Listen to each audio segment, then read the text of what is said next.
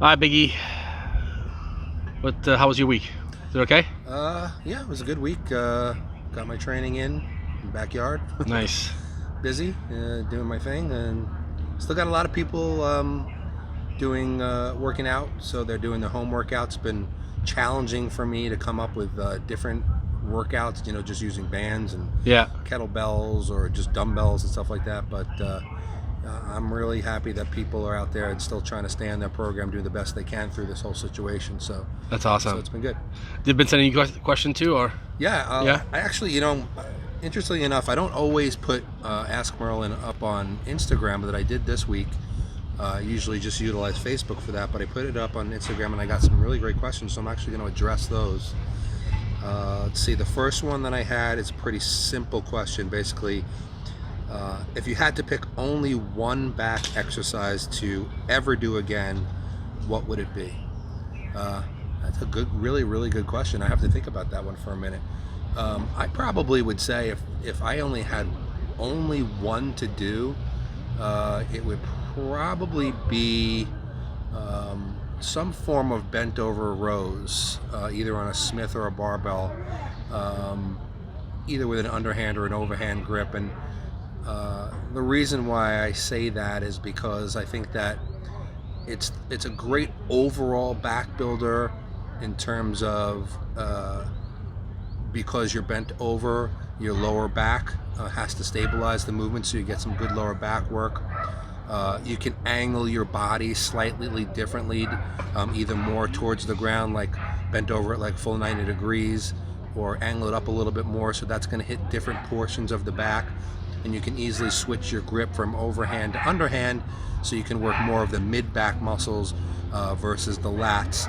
So I think as a mass builder and a width builder, and also engaging the traps in the lower back, I think it's a great overall back movement. So if I had to just choose one, it probably be with the bent over rows. Awesome.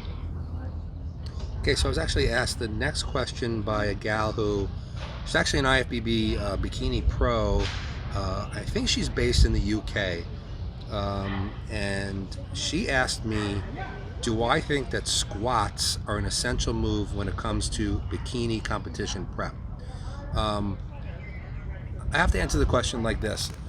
I think that squats is an amazing movement for everybody, especially the bikini girls, in the sense that they do need to have some nice shape and tone to their thighs.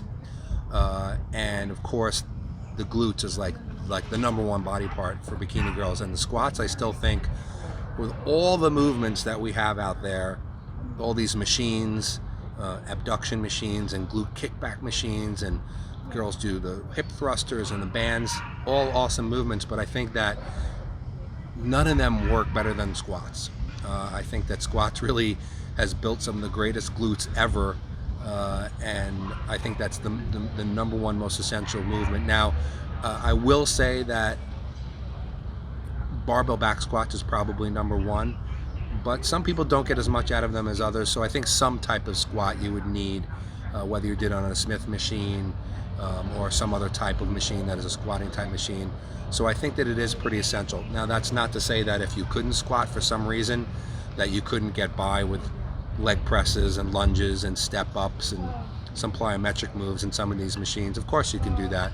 Just the way I feel with bodybuilding, I haven't done barbell back squats for a very, very long time, but I've still continued to build my thighs using leg presses, hack squats, and different movements like that. So essential as in can't do without it, no, but definitely a movement that if you could do them, if you're comfortable with them, I think all bikini girls should be squatting during pre-contest and off-season to build the overall thigh, and of course the good roundness and depth of the glutes. Great. Okay, so the next question is about creatine, and I'm sure I've answered this one before, but you know what? A lot of people are new to this, and creatine might be something that's new to them, even though it's been around for about 30 years at this point. So this guy wanted to know, can you please clear it up? I'm a natural lifter. I don't compete, but I do my strength training. I still want to progress, build muscle, gain size and strength. I'm about 45 years old. Can I benefit from creatine, and how should I use it? Yeah, I think creatine to this point in time, even though we've been I think it came out in the early 1990s. I honestly don't think that there's another supplement out there that is more well researched in terms of scientific validation and also just in the trenches use. I think that a lot of the excitement over creatine has disappeared, mostly because it's been around so long. So like everybody's always waiting for the next big thing.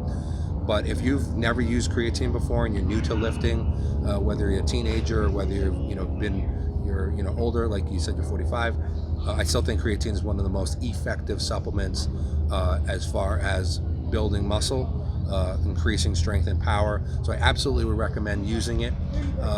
If I was going to tell you how to use it, there's a million different theories about how to use it. Some people advocate loading, like for a week. Some people just say use 5 grams a day and you'll eventually load. Some people cycle it, some people don't. Here's my experience with it. I have found that a loading phase is good in the beginning just because it saturates the cells faster. And we want it to get into our cells fast. So is it necessary? Will you not ever be able to load creatine if you don't do that loading phase? No, you will. But if you do like 5 to 7 days using 20 to 30 grams a day, it will saturate the muscles faster, and then you can go to less. So I do recommend the loading phase. Then after the loading phase is complete, you could pretty much drop down to 5 to 10 grams a day. I think the best time to take creatine is post-workout, especially when you're getting those carbohydrates in. It does help to shuttle the creatine into the muscle. If you're not training that day, still take it maybe first thing in the morning before you have breakfast is another good time to take it. And I do recommend cycling, and this is what I've found, and I've found it just with my clients and the hundreds of clients that I've trained, and also using it myself. I find that there's like sort of a plateau effect with it. After maybe like 12 to 16 weeks, I kind of feel like it doesn't really seem to boost strength that much more or be affecting cell volumization or building size. But I do feel that when you take a little time off of it, like 4 to 8 weeks, you pretty much stay the same. Like you don't lose anything by going off of it.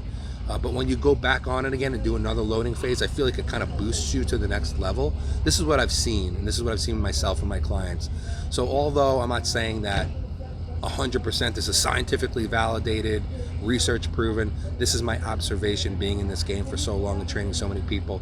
My recommendation is loading phase, 20 to 30 grams a day for 5 to 7 days. Split the doses up, 5 grams per dose, 4 to 6 times a day. Once you're done, 5 to 10 grams per day, post-workout or first thing in the morning. Do maybe a 12 to 16 week cycle like that, and then take 4 to 8 weeks off, and then repeat the cycle, and I think that way you get the best results. Awesome. Okay, so the next question that I got was, is protein from solid food sources more beneficial to building muscle than liquid forms such as whey? Seems like a simple question, but it's a good one because I'm sure a lot of people have it. Protein is protein in a sense. I wouldn't say that there's any magical protein source. I think if it's a complete protein containing all the essential amino acids, that's a muscle building protein source. There are some advantages to whey specifically that other protein sources don't have. They happen to be whey is very, very high in the branched chain amino acids, which is excellent for anabolism. Whey also, especially in isolate or hydrolyzed whey, is absorbed very, very quickly. So the advantage of using a whey protein post-workout especially, or first thing in the morning even, there is some extra benefit there, I believe, because post-workout we want to have the most rapid rise in amino acids in the system as quickly as possible. Since whey is assimilated so quickly, it's those amino acids end up in the bloodstream super fast, and it just helps quickly to turn on the recovery process. The branched chain amino acids, especially leucine, helps to stimulate what's called the mTOR pathway, which is one of our major pathways to muscle growth. It kind of just flicks the switch on anabolism. So I do think in those times, whey does have an advantage. But I'm not going to say to you that there's some sort of major, like one protein source is going to build 10 pounds muscle more than another protein source. I think it's my general recommendations when it comes to protein is this: try to mix up your sources as best you can. because each source, beef, chicken, eggs, fish, they all have slightly different amino acid profiles. And that means basically, even though that they contain the essential amino acids, they'll have different amounts.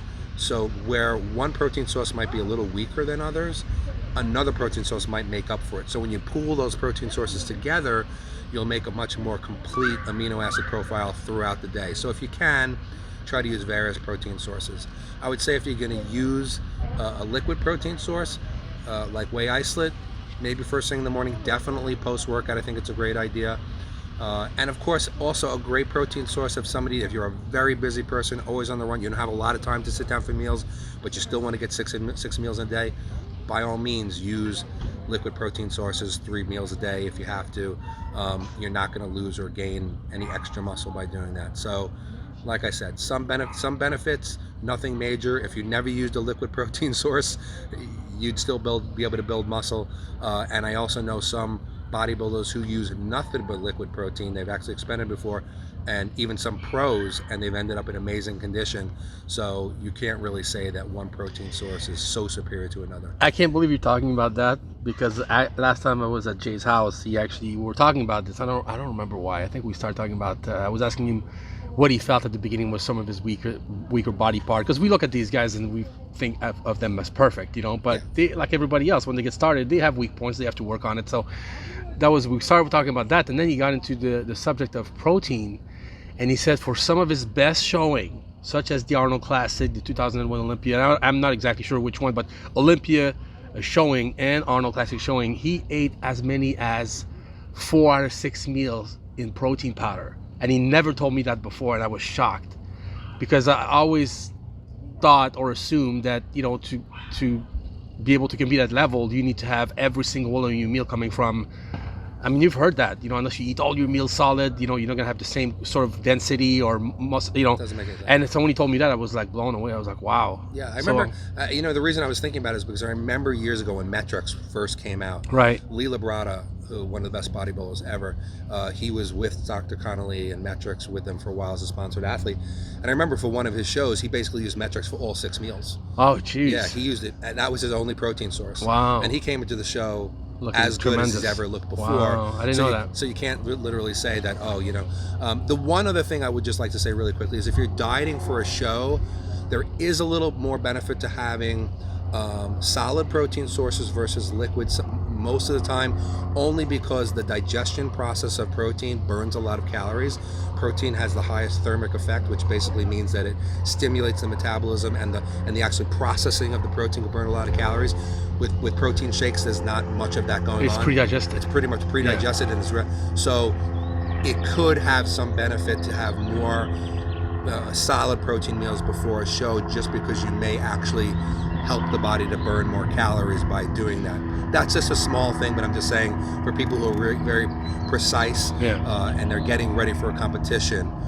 Unless you're a freak like Labrada and Jay. Well, yeah, I mean, yeah. But then, I try never to really include the elites into some of these equations, but I just want to say there are some examples out there like that, and I didn't know about that about Jay either. Me neither. I just found out. He was such an eating machine. Yeah.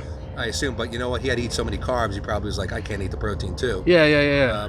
He didn't always do that. He tried a lot of different things, and I know he went through some diet where he ate mostly all solid food.